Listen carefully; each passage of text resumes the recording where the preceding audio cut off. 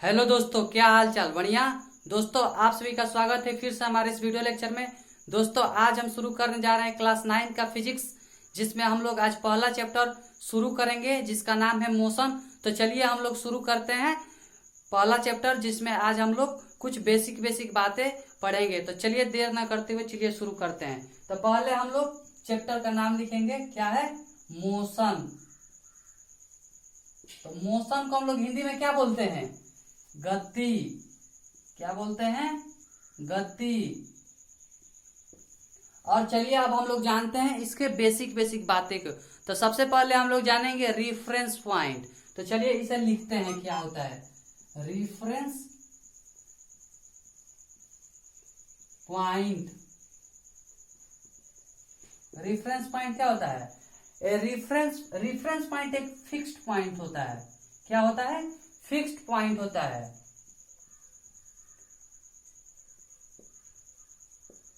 That consider surface area to locate the position of an object. A reference, इसको चलिए पूरा लिखते हैं, क्या होता है? A reference point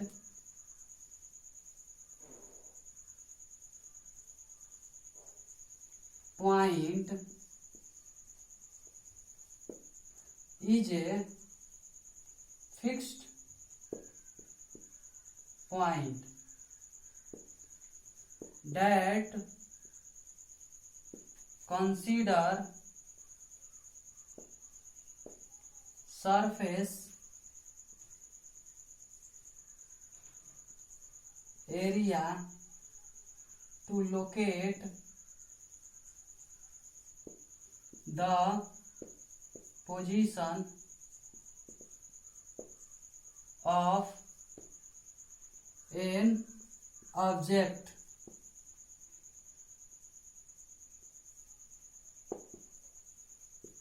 तो चलिए अब हम लोग इसको समझते हैं कि इसका अर्थ क्या होता है। तो रेफरेंस पॉइंट क्या होता है? रेफरेंस पॉइंट एक प्रकार का फिक्स्ड पॉइंट होता है।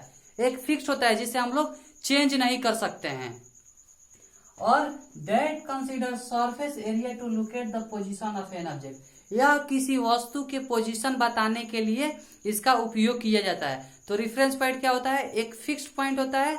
और इसका उपयोग किसके लिए किया जाता है? किसी वस्तु के स्थान, यानी उस कहाँ पे है उसको बताने के लिए, उसके लोकेशन को बताने के लिए हम लोग इसका उपयोग करते हैं।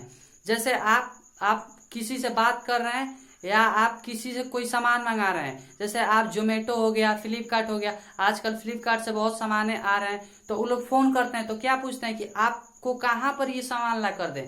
तो आप क्या बताते हैं? आप अपना स्थान बताते हैं जहाँ पे आपको सामान चाहिए। तो स्थान तो चेंज हो नहीं सकता है, और वो अपना लोकेशन आप बताते हैं कि आकर यहाँ पे दे दीजिए। तो क्या हुआ?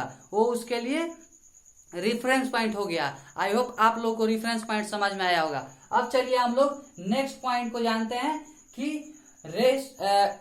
अब मोशन कितने प्रकार के होते हैं? मोशन दो प्रकार के होते हैं। एक होते हैं हमारा रेस्ट, एक होता है मोशन। तो ये दो होता है। तो चलिए हम लोग इसके बीच का डिफरेंस जानते हैं, जिससे हम लोग को रेस्ट और मोशन दोनों के बारे में पूरा क्लियर समझ में आ जाए क्या होता है। तो चलिए जानते हैं। तो पहले हम लोग इसका डिफरेंस जानेंगे।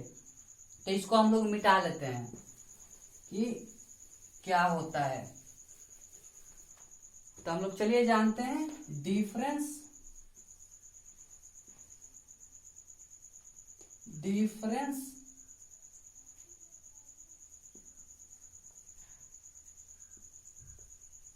Between rest and motion. चलिए अब हम लोग एक फ्लो चार्ट बनाते हैं। आप भी अपने कॉपी में बना सकते हैं इस तरह। इसको रिवीजन करने में बहुत मदद मिलेगा। तो चलिए अब हम लोग इधर लिखते हैं रेस्ट और इधर लिखते हैं मोशन। तो इसको हम लोग हिंदी में रेस्ट को बोलते हैं विराम, और इसे हम लोग बोलते हैं गति। इसे ऊपर भी हम लिखे हैं। अब चलिए हम लोग जानते हैं ये क्या होता है। तो रेस्ट किसे कहते हैं? चलिए पहले समझते हैं, उसके बाद हम लोग डिफिनेशन लिखेंगे। रटा रटाया चीज जानकर क्या किया जाएगा। तो इसे रटने से अच्छा है कि समझ ले कि क्या होता है। तो रेस्ट वो होता है जो अपना स्थान समय के साथ नहीं बदलता हो, यानी जिस स्थान पे उसे आप छोड़े हैं या रखे हैं वहीं पर हो, वो अपना स्थान नहीं बदले। और दूसरी बात, वो समय के साथ अपना स्थान ना बदले, जहां रखे हैं वहीं पर के वहीं पे है, तो वो किस में है, वो रेस्ट में है। और मोशन ठीक इसके विपरीत होता है, इसके अपोजिट होता है। जो समय के साथ अपना स्थान बदले उसे हम लोग क्या बोलेंगे, वो मोशन में है। तो चलिए अब इसका डिफिनीशन लिखते हैं कि क्या होता है। तो चलिए लिखते हैं रेस्ट। तो रेस्ट क्या होता है, पोजीशन डज नॉट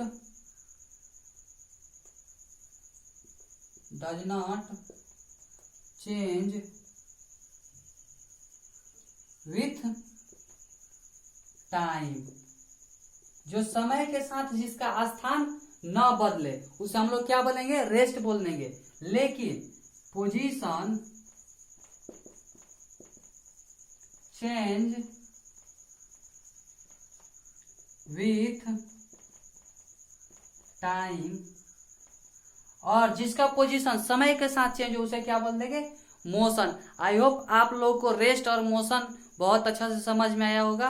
अब चलिए हम लोग जानते हैं नेक्स्ट पॉइंट। तो नेक्स्ट पॉइंट हम लोग का क्या है, फिजिकल क्वांटिटी। तो चलिए इसे इरेज कर लेते हैं, आप लोग इसको जल्दी से उतार लीजिए। तो चलिए इरेज करते हैं।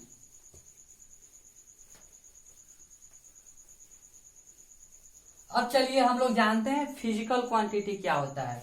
तो फिजिकल क्वांटिटी के बारे में हम लोग जानेंगे।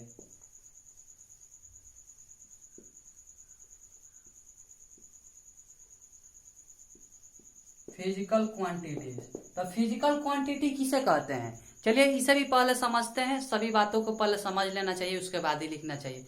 तो चलिए हम लोग पहले समझते हैं। तो फिजिकल क्वांटिटी ऐसे क्वांटिटी जिसे हम लोग नाप सके, तौल सके, जिसे नाप सकते हैं, जिसे तौल सकते हैं, जिसे मेजर कर सकते हैं, उसे हम लोग क्या बोलेंगे, उसे फिजिकल क्वांटिटी बोलते हैं। और उसे किस में माप रहे हैं, किलो में माप रहे हैं कि ग्राम में माप रहे हैं कि लीटर में माप रहे हैं, किस में माप रहे हैं, उसमें यूनिट भी लगता है। तो इसे भी जरूरी है। तो फिजिकल क्वांटिटी को हम लोग क्या कर सकते हैं, माप सकते हैं, और उसमें यूनिट भी जरूरी होता है। अब चलिए हम लोग इसे लिखते हैं। तो पहला पॉइंट इसका क्या हो जाएगा, पहला पॉइंट ये हो जाएगा आपका कि क्वांटिटीज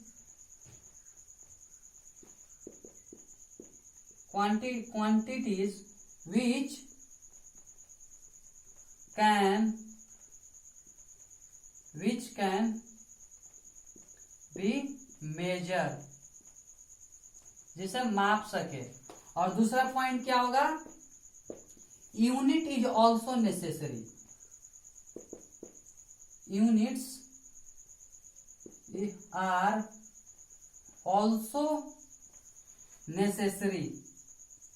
अगर आप लोग दोस्तों यूनिट नहीं लगाएंगे तो पता ही नहीं चलेगा किसमें आप लोग माप रहे हैं। तो यूनिट भी इसके लिए बहुत जरूरी होता है। तो हम लोग जो भी मापेंगे उसमें हम लोग क्या करेंगे, यूनिट लगा देंगे। तो जब तक यूनिट नहीं लगाएंगे हम लोग को पता नहीं चलेगा कि हम लोग किस में माप रहे हैं, क्या माप रहे हैं, उससे कोई अर्थ ही नहीं निकलेगा। तो यूनिट भी जरूरी होता है। अब ये जो फिजिकल क्वांटिटी होता है ये दो प्रकार का होता है, एक होता है स्केलर क्वांटिटी, एक होता है वेक्टर क्वांटिटी।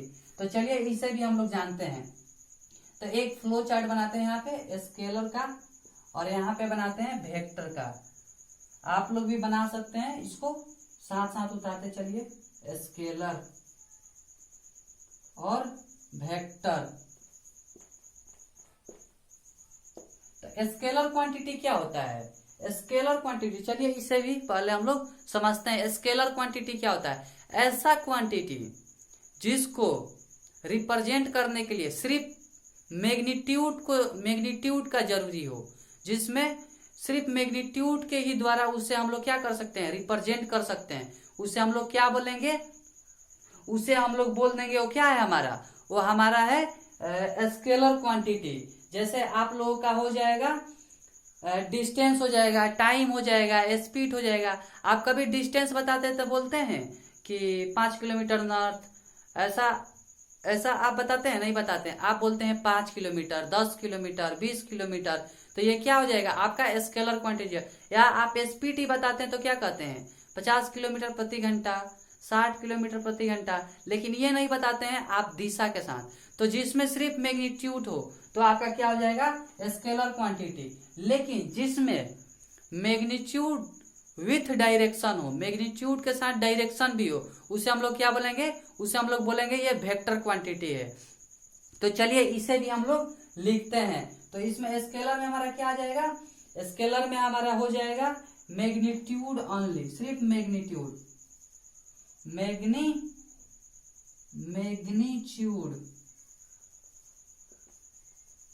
मैग्नीट्यूड ओनली, जिसमें सिर्फ मैग्नीट्यूड हो। एग्जाम्पल में आपका हो जाएगा स्पीड, टेम्परेचर,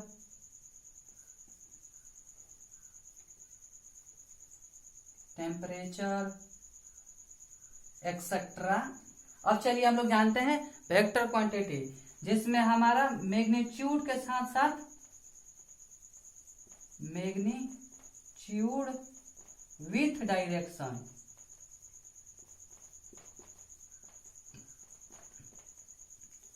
इसमें हमारा क्या हो जाएगा, इसमें हमारा हो जाएगा एग्जाम्पल में फोर्स हो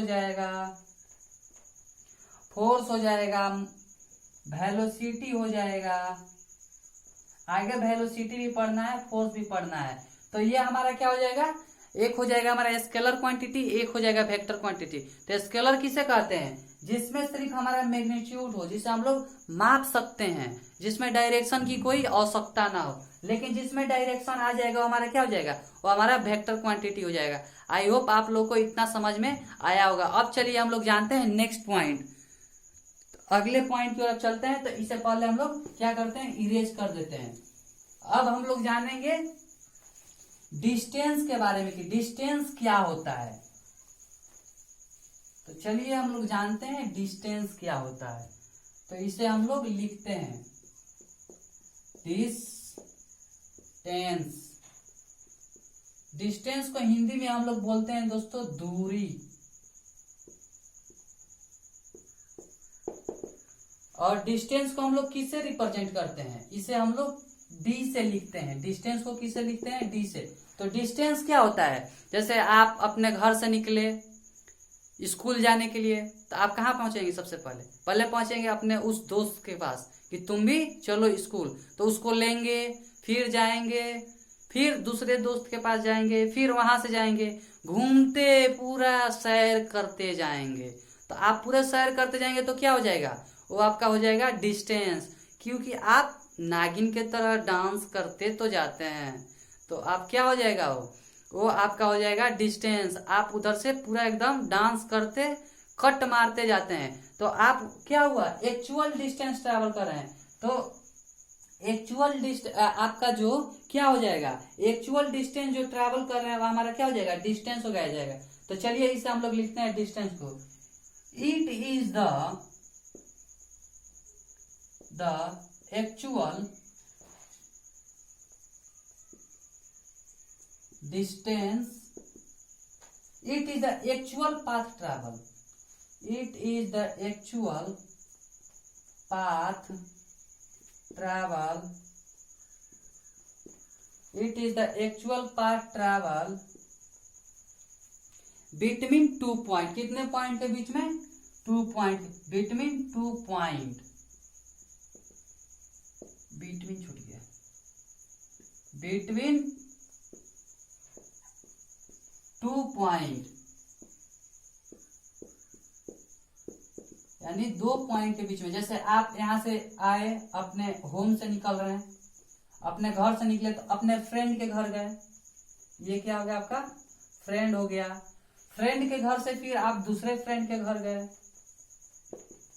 अब दूसरे फ्रेंड के घर से निकलेंगे तो इधर चक्कर मक्कर करते आप यहाँ पे अपने स्कूल पहुंचेंगे। तो आपका ये क्या हो जाएगा, यह आपका एक्चुअल पाथ, यानी यहाँ से शुरू किए, फिर इधर गए, फिर इधर गए और यहाँ पे आए अपने स्कूल। तो आप यहाँ से यहाँ तक जो दूरी तय किए, वास्तव में यानी रियल में आप जितना डिस्टेंस ट्रैवल किए, वो आपका रियल में आप जो पाथ ट्रैवल किए, जो आप रियल में जो पाथ चले, वो आपका क्या हो जाएगा, डिस्टेंस हो जाएगा। यानी यहाँ से लेकर यहाँ तक जितना आप पाथ ट्रैवल किए, वो आपका हो जाएगा डिस्टेंस। अब चलिए हम लोग जानते हैं कि इसे किससे रिप्रेजेंट करते हैं। तो डिस्टेंस को हम लोग इसको हम लोग मिटा लेते हैं, इसको समझने के लिए सिर्फ हम लोग बनाए। अब चलिए हम लोग जानते हैं डिस्टेंस को हम लोग किस तरह रिप्रेजेंट करते हैं। तो इसको रिप्रेजेंट हम लोग करते हैं कैपिटल डी से। किससे? कैपिटल डी से। और ये हमारा क्या है? एक स्केलर क्वांटिटी है, स्केलर क्वांटिटी। डिस्टेंस क्या है? एक स्केलर क्वांटिटी है। और इसे इसका एसआई यूनिट क्या है? डिस्टेंस का एसआई यूनिट है, डिस्टेंस का एसआई यूनिट जो है वो हमारा क्या है? मीटर